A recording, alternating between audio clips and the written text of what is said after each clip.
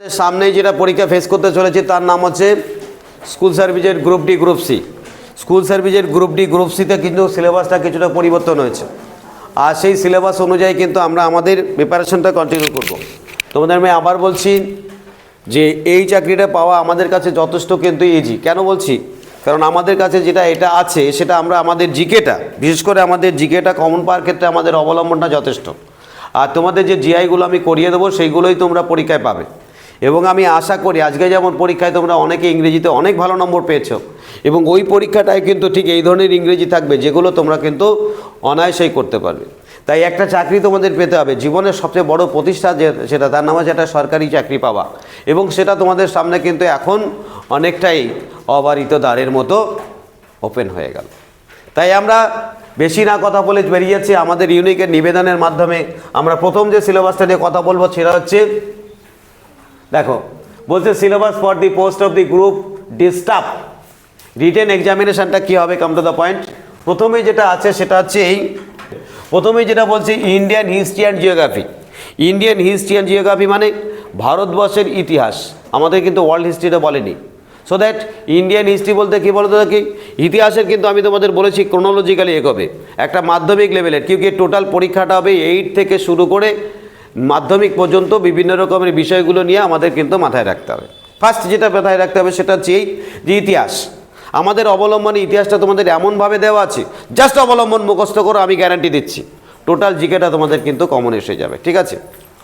আচ্ছা, সিন্ধু সভ্যতাকে ভারতবর্ষ স্বাধীন করে ছেড়ে দিলাম, স্টেপ টু স্টেপ একদম পুরো ইতিহাস আমাদের দেখতে হবে।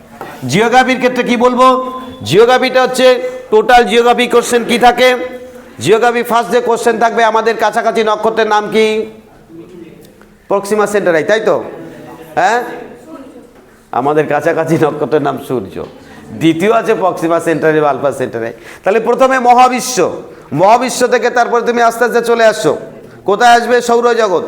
সৌরজগৎ সম্বন্ধে জানো, তারপরে মহাদেশগুলি জানো, তারপরে মহাসাগরগুলি জানো, তারপরে তুমি ভারতবর্ষের মধ্যে প্রবেশ করার এশিয়া মহাদেশ জানো, এশিয়ার পরে ভারতবর্ষ, ভারতবর্ষ সম্বন্ধে ইন ডিটেলস জানো, যেটা আমাদের দেওয়া আছে জিকেতে অবলম্বনে দুটোই। আর তারপরে তুমি চলে আসো আমাদের ওয়েস্ট বেঙ্গলে। এই যে স্টেপ টু স্টেপ ওয়েস্ট বেঙ্গলের জিকে, ওয়েস্ট বেঙ্গলের বড় জেলা কোনটি, ছোট জেলা কোনটি, ওয়েস্ট বেঙ্গলে কাকে অক্সফোর্ড বলা হয়, কাকে গ্লাসগো বলা হয়, ওয়েস্ট বেঙ্গলে কোন জায়গায় নদী আছে, কী কী বিষয় ইন ডিটেলস তোমাদের জানতে হবে। এগুলো আমরা অলরেডি তোমাদের ওয়েস্ট বেঙ্গল অর্থাৎ পশ্চিমবঙ্গ বলে একটা পেজও দিয়ে দিচ্ছি, সব কিছু তোমাদের কিছু দেওয়া আছে। তাহলে এবার চলে আসি আমরা কি, elementary knowledge of Indian constitution. Indian constitution অর্থাৎ ভারতীয় সংবিধান পড়ার জন্য আমি তোমাদের বলবো সেটা হচ্ছে এই, কিচ্ছু পড়ার দরকার নেই, শুধু অবলম্বনে কত পেজ, 237 থেকে শুরু করে 243 পেজ পর্যন্ত মুখস্থ করে যাও, আমি গ্যারান্টি দিচ্ছি ওইখান থেকে টোটাল তুমি সংবিধানের জিকে পেয়ে যাবে। তো তাহলে কি সমস্যা কি সেটা? আচ্ছা, এরপরে চলে যাও elementary knowledge about the traditional and the contemporary popular culture of West Bengal. West বেঙ্গলের কালচার সম্বন্ধে প্রথম কোশ্চেন জিজ্ঞাসা করলো, বলো তো দেখি। একটা কোশ্চেন হতেই পারে, যে কোনো কোশ্চেন হতে পারে, তোমাকে হট করে জিজ্ঞাসা করে বলো যে বাংলার অক্সফোর্ড কাকে বলে, কালচারের মধ্যে পড়ে যাচ্ছে। তোমাকে জিজ্ঞাসা করলো যে ইমামবাড়া কোথায় অবস্থিত, তোমাকে জিজ্ঞাসা কোশ্চেন হতেই পারে। তোমাকে জিজ্ঞাসা করতে পারে ভানুভক্ত কোন ভাষার কবি, তোমাকে জিজ্ঞাসা করতে পারে কালচার সম্বন্ধে। তোমাকে জিজ্ঞাসা করতেই পারে যে আমাদের যে কলকাতার সবচেয়ে বড় স্মৃতিসৌধ, উচ্চতম স্মৃতিসৌধ কোনটি। অর্থাৎ আমাদের ভারতীয় কালচার সম্বন্ধে নাই, ওয়েস্ট বেঙ্গলের কালচার সম্বন্ধে কিন্তু বলেছে elementary about and comparative popular culture of West Bengal, অর্থাৎ ওয়েস্ট বেঙ্গল সম্বন্ধে ইন ডিটেল জানতে হবে। তারপরে স্পোর্টস, খেলাধুলা, recent achievement field of the sports in India. Very good, question তো থাকতেই পারে আগে, যে আমরা বিভিন্ন রকম খেলাধুলা, ভেরি রিসেন্ট আমরা বিশ্বকাপ জিতলাম। কার বিশ্বকাপ জিতলাম? জোরসে বলো, কি বিশ্বকাপ? মহিলা ক্রিকেট বিশ্বকাপ। আমাদের বাংলা থেকে কে খেলেছে? রিচা ঘোষ। কোন জেলায় বাড়ি? রিচা ঘোষের দুটো রেকর্ড বলো, কোশ্চেন হতে পারে। তাহলে সুতরাং এই খেলাধুলো সম্বন্ধে কিন্তু আমাদের ইন ডিটেল জেনে রাখতে হবে, এবং বিভিন্ন সময় যে পুরাতন খেলার বিভিন্ন রকম ঐতিহ্য সে সম্বন্ধে আমাদের কোশ্চেন হবে। ভেরি গুড, চলে আসো পরবর্তী কোশ্চেন, এলিমেন্টারি কম্পিউটার লিটারেসি, অর্থাৎ কম্পিউটার সম্বন্ধে আমাদের ধারণা রাখতে হবে। তোমাকে হয়তো পরীক্ষায় থাকলো RAM, র্যামের পুরো নাম কি? Random access memory. ROM পুরো নাম কি? Read only memory. বাহ, তো ভেরি গুড, এ তো থাকবেই। তোমাকে দেখে আরনেটের পুরো নাম কি? অথবা কম্পিউটারকে প্রথম আবিষ্কার করেছেন, আমার কম্পিউটারের প্রথম নাম কি ছিল? C++ কিসের সঙ্গে রিলেটেড? ভেরি গুড, কোশ্চেন থাকতেই পারে। তাহলে আমি ব্যবহার না করে কিভাবে কপি করব? Ctrl+C, Ctrl+X হলে কপিও হবে, কেটে যাবে। তো এইগুলো কিন্তু কোশ্চেন থাকতে পারে। চলে আসো logical reasoning. Very very important. প্রথমেই যেটা আছে, তাহলে দেখলাম জিকেতে কত নম্বর পেলাম? 20। জিকেতে পেলাম 20, জিআইতে পেলাম কত? 10। এই জিআই মানে কি? জিআই তার নেই, জেনারেল ইন্টেলিজেন্সি, সাধারণ জ্ঞান। আমার তো মনে হয় এইটাই সবচেয়ে বেশি দেওয়া দরকার। এইবার কিন্তু নতুন কানেক্টেড হলো, ভালো করলো। কি না বলছে? Pictorial series and sequences. Series মতলব প্রথমে থাকলো কত?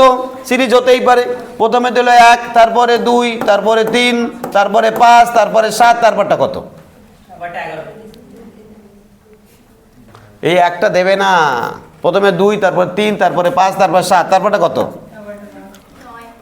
তারপরটা 9 দেবে এবং সঙ্গে সঙ্গে 0 পেয়ে বাড়ি চলে আসবে। অবশ্যই 11 হবে, কিন্তু আমরা এখানে দেখতে পাচ্ছি যে মৌলিক সংখ্যাগুলো পরপর বসিয়েছে, হয়ে গেল, তো গিয়ে পাইছিলাম। আবার সিকোয়েন্সেস, বিভিন্ন রকম সিকোয়েন্সেস থাকতে পারে। এবি, প্রথমে এ, তারপরে ই, তারপরে আই, তারপরে ও, তারপরটা কি হবে? ইউ। লিখে দিলাম AEIOU, তোমাদের দিল চয়েস, এটা ভাইল অনুযায়ী দিলাম, মানে আমি একটা উদাহরণ দিলাম। কিন্তু অ্যালফাবেটিক্যালি কোডিং, ডিকোডিং এবং সিরিজ কিন্তু পরীক্ষায় থাকবে। जो तुम लोगों का पता है classification of word group, 4 answer odd out. বলছে ক্লাসিফিকেশন অফ ওয়ার্ড, প্রথমে বাংলায় থাকবে, তোমার চিন্তার কোনো নাই। প্রথমে দেওয়া থাকলো খনিজ, তারপরে দেওয়া থাকলো কি? লোহা, তারপরে দেওয়া থাকলো কি? সোনা, তারপরে দেওয়া থাকলো কি? বক্সাইট। কোনটি আলাদা? এই খনিজ তো, লোহা টোহা সোনা তো সবই তো খনিজ। Bauxite, very good. অ্যালুমিনিয়াম, আকরি, কি সুন্দর, কিন্তু অদ্ভুত ব্যাপার, উত্তর হবে খনিজ। क्योंकि এটা একটা খনিজ পদার্থ, এটা একটা খনিজ পদার্থ, এটা একটা খনিজ পদার্থ, কিন্তু এ তো খনিজ, ওটা নিজেই খনিজ। ভেরি গুড, ওটা নিজেই খনিজ। কি চালা, তাহলে উত্তর হবে এইটা। তাহলে তুমি দেখলে কোনটি আলাদা? Proportional, time and falls. ওরে বাবা, প্রপোর্শনাল থাকবে, বিভিন্ন রকমের থাকতেই পারে, যেভাবে যে থাকুক, আমাদের টেনশন নেওয়ার কিছু নেই। প্রপোর্শনাল থাকবে, আলোচনা থাকবে। যেমন ধরো একটা জিনিস সম্বন্ধে রিলেটেড থাকলো, যেমন ধরো 2:4, তাহলে 10:2 কত হবে? 20। 20 তো নেই, চয়েস আছে 100, তাহলে কি করবো? 2-এর স্কোয়ার 4, 10-এর স্কোয়ার 100। আমাদের এগোতে হবে যখন যেভাবে থাকে। এটাও তো হতে পারে 20 চয়েস দেওয়া আছে কিন্তু 100 নেই। তাহলে তোমাদের কিন্তু সব আমি দেখিয়ে দিচ্ছি। এখানে তোমাদের ট্রেডে হকারি করতে এসছি আমি, এই হকারি করে তোমাদের কিন্তু নমুনা খাওয়াচ্ছি। এই নমুনা খাচ্ছ তো? হাত বাড়িয়ে দাও, নমুনা দিচ্ছি, নমুনা খাও। কিন্তু বাড়ি গিয়ে আমার কাছ থেকে 10 প্যাকেট কিনে নেবা। কি পরে বলছে কি কিনতে হবে। নেক্সট, এইবার কোথায় গেলাম? ম্যাচিং। ম্যাচিংটা একটা বিরাট ফ্যাক্টর, এটা কিন্তু পরীক্ষায় থাকবে। বিভিন্ন রকমের ম্যাচিংয়ের মধ্যে দিয়ে আসতে পারে। সেই ম্যাচিংটা তোমাদের কিন্তু জিআর মধ্যে থাকবে, তোমাদের মিলাতে হবে কোনটার সঙ্গে কে মিলবে। সেই ম্যাচিংটা বিভিন্ন সময় বিভিন্নভাবে থাকবে। যদি দেখা যায় ম্যাচিং এমন হলো, তোমার দেখা যাচ্ছে এখানে দেয়া থাকলো হসপিটাল, হাসপাতাল, এখানে দেয়া থাকলো হয়তো দেখা যাচ্ছে গরু, তারপরে এখানে দেয়া থাকলো স্কুল। অর্থাৎ আমি এটা একটা উদাহরণ দিচ্ছি, কোনটার সঙ্গে কোনটা মিলবে সেটা দেখে নিই। বলছে আর হসপিটালে এখানে থাকলো রোগী, স্কুলে থাকলো তোমার, এখানে দেওয়া থাকলো হয়তো গোয়াল। তোমাকে কোনটার সঙ্গে কোনটা মিলাতে হবে। তুমি যদি বল স্যার হসপিটালে গরু দেওয়া যেতেই পারে, আমি বেশিরভাগ হসপিটালে গরু ঘুরে বেড়াচ্ছে দেখছি, না বাস্তবে দেখতে হবে যে কী থাকে। একটা হসপিটালে অবশ্যই কি থাকবে? ডাক্তার, বিল্ডিং, ওষুধ, ইনজেকশন, রুগী। কি নার্স? ও বলছে নার্স, শেষ। নার্স বসে থাকলো, বসে বসে মোবাইল দেখলো, কী লাভ? রুগী নাই। একটা হসপিটালে অবশ্যই কি রুগী থাকবে। একটা কোচিং সেন্টারে মাস্টারমশাই, ব্ল্যাকবোর্ড, বোর্ড, মোবাইল, স্টুডেন্ট কি থাকবে?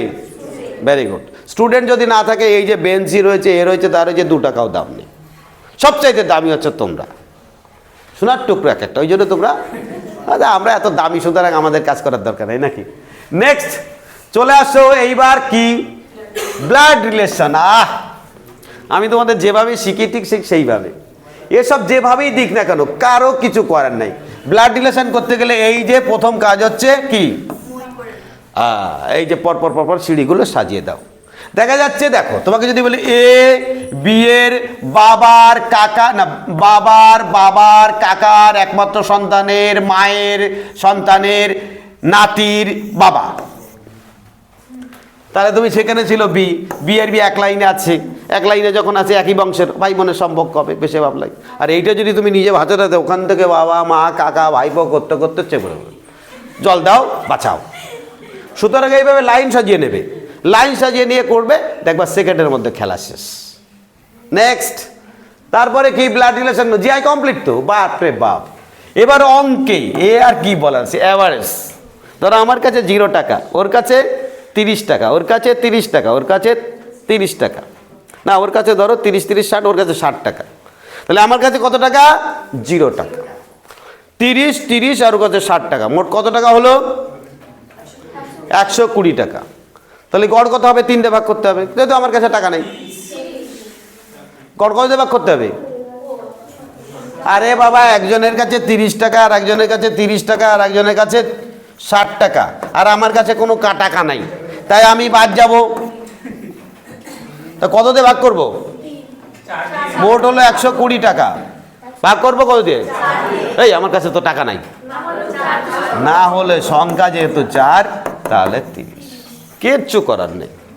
কারণ আমি যত বড়ই অপায়ক না, আমাকেও 30 টাকা দিতে, কেউ কি, এটা গড়ের ব্যাপার। এভারেজের পরে পার্সেন্টেজ। এই পার্সেন্টেজের একটা অঙ্ক যদি আমার স্টুডেন্টকে কেউ বাজাতে পারে, তাকে আমি সঙ্গে সঙ্গে 2 বড় বড় সার কিনে দেব। আরে বাজারে এমনি সার পাওয়া যায়। এলসিএম এইচসিএম পুরো নাম বলে, এলসিএম এর পুরো নাম কি? এলসিএম এর পুরো নাম কি? এ ছবিগুলো, ছবি নেই, দেখ ঘোরা ঘোরা ঘোরা। এলসিএম এর পুরো নাম কি? মুখ লোকাক। আরে ও উঠাপাটা করেন, আস্তে আস্তে আস্তে আস্তে, সবার মুখ তোলো। এলসিএম এর পুরো নাম কি? এলসিএম এর ওদিকে ফাঁকা বেঞ্চিটা নিস নে, এদিকটা নেই। আরে উঠাপাটা, ছবিটা কখনো হুটপাটা করে নে, আস্তে আস্তে ঘোরাতে হয়, ব্যাস। এলসিএম এর পুরো নাম কে বলবে? অনেকে দেখেছো মুখ লুকাচ্ছে, এই মুখ তোলো, সবাই বুঝুক। এলসিএম এর পুরো নাম কে বলবে? ভেরি গুড, দেখেছো মেয়েটা, ওর মুখটা ছবিটা তুললো, ভেরি গুড, কি সুন্দর বললো। দেখো, লোয়েস্ট কমন মাল্টিপল, মাল্টিপল কে বললো? ও ছবি না, আরে ছবি মাল্টিপল, ভেরি গুড। দেখো তাহলে লোয়েস্ট কমন মাল্টিপল, আর একটা কি? Highest common factor. ফ্যাক্টর মানে কি? আমি মরে যাব, আমাকে 20 এনে দাও। ফ্যাক্টর মানে কি? মাল্টিপল মানে গুণ, কি কি? গুণিতক। আর ফ্যাক্টর মানে গুণনীয়ক, उसको अंदर पड़े हुए हैं।